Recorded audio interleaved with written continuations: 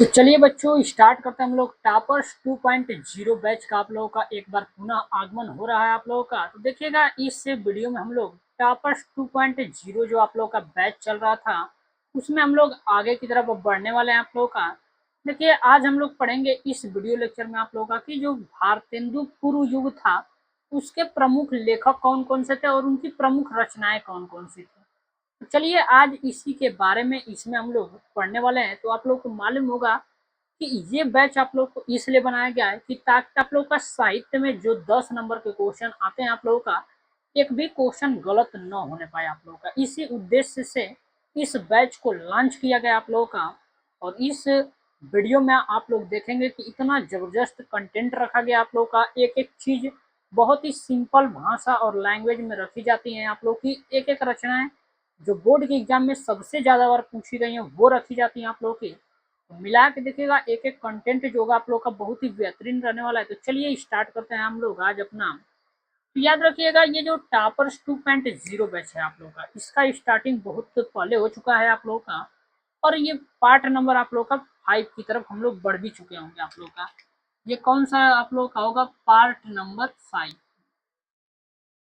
अगर इससे पहले वाले वीडियो को अगर आप लोग नहीं देखे हैं तो जरूर आप लोग प्लेलिस्ट आप लोग का बना होगा टॉपर्स 2.0 बैच के नाम से। आप लोग जाइए उसको उस पूरे वीडियो को आप लोग एक एक वीडियो को लाइन वाइज सीरियल वाइज देखेंगे तो और ज्यादा समझ में आएगा आप लोगों का।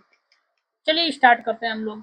देखिएगा लिखा गया हेडिंग की भारतेंदु पूर्व युग के प्रमुख रचनाकार एवं उनकी रचनाएं।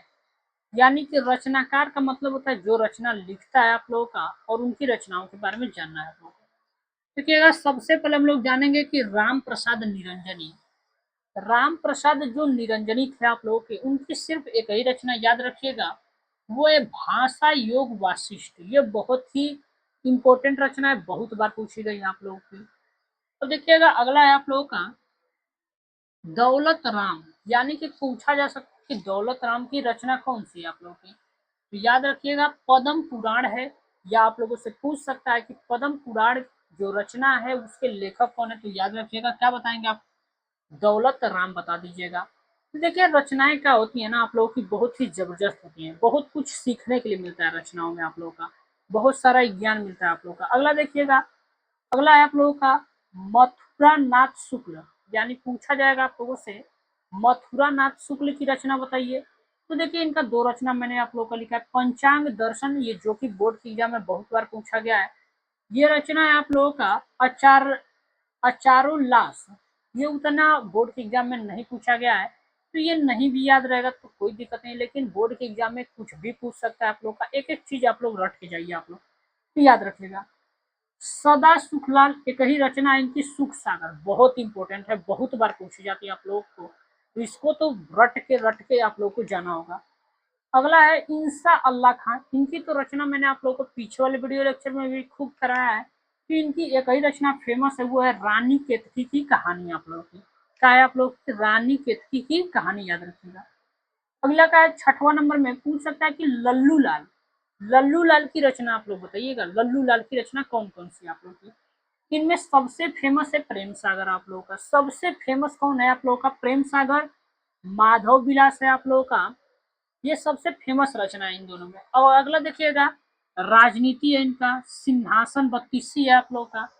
बैताल 25 हो गया आप लोगों का। बहुत सारी रचनाएं इनकी हैं जैसे शकुंतला नाटक है लाल चंद्रिका है सभा विलास है लतायफ ए हिंदी है। ये सब रचना आप लोगों की किसकी है आप लोगों की लल्लू लाल की है आप लोगों की। याद रख लेंगे आप लोग। अगला है सदल मिश्र। और ये बहुत ही वीवीआई है आप लोगों का।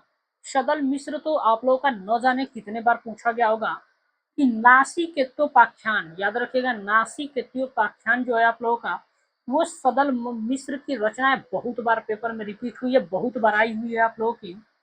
इनकी एक रचना है रामचरित्र याद रखिएगा। और यहाँ पे लिखा गया रचना इसको देख लीजिएगा ये भी इंपॉर्टेंट हो सकता है पेपर के पॉइंट ऑफ व्यू से आप लोगों का। अगला है 8 नंबर राजा शिव प्रसाद सितारे हैं। इनकी बहुत ही फेमस रचना है आप लोगों की। हस्ता मलक है आप लोगों का।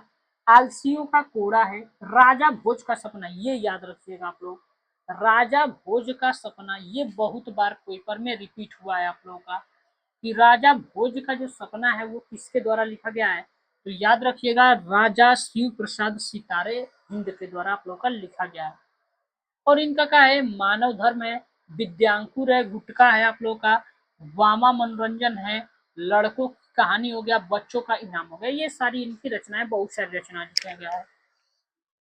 अगला याद रखिएगा राजा लक्ष्मण सिंह, इनकी कौन सी है, अभियान अभि अभिज्ञान शकुंतलम है, रघुवंश याद रखिएगा, मेघदूत याद रखिएगा, ये इनकी रचनाएं हैं। देखिए आज के इस वीडियो लेक्चर में हम लोगों ने आप लोगों का भारतेंदु पूर्व युग को कंप्लीट कर लिया है। अगले वीडियो लेक्चर से आप लोगों को मिलेगा भारतेंदु युग के बारे में। अभी पूर्व पहले चल रहा था, अब केवल भारतेंदु युग आप लोगों का रहेगा। तो याद रखिएगा टापर्स 2.0 का अगला लेक्चर नंबर जो होगा आप लोगों का पार्ट नंबर 6 आप लोगों को 2 दिनों के अंदर देखने के लिए मिल जाएगा। तो चलिए मिलते हैं नेक्स्ट वीडियो में आप लोगों से पार्ट नंबर 6 में।